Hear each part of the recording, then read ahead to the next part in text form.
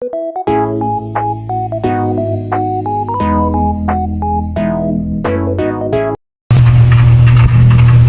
yan guys, hair removal. Ayan, try nga natin kung matatagtag nga yung buhok sa kilikili.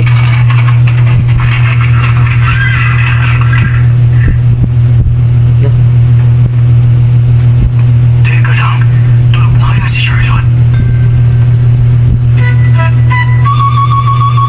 Hindi pa. Ang dilim naman. Pero natagtag yung iba. Mag-re-apply. Teka lang, meron pa tayong mga hayop dito. Nakakapagtaka talaga. Kung ano na naman yung pinagsasabi. Ayan guys. Isip mo, Sandy. Pero ipinangako sa akin ni Miss Marie na hindi niya ibebenta ang radyo. Naniwala naman ako sa kanya. Ano ba nangyayari? Nakapag-desisyon ka na. Hindi naman niya siguro gustong itago yun sa'yo.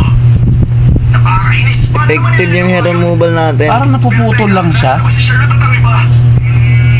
O kulang pa sa babad yan siguro. Hindi, I mean, Ito kasi yan guys. Ayan. So kapag bumili kayo nito guys, may kasama pa yan. May kasama to. Ito guys yung kasama nya. Ayan. Yung aloe vera. Whitening gel guys. So ayan, magkasama yan guys pag binili nyo. Yan, hair removal saka to. Kitang-kita nyo naman guys, legit to. Masyadong malakas ang hangin para Ayan. magsabi ng apoy. Wala pa siguro 10 minutes. Kaya ano na, 12:39 na. Dapat ayan guys.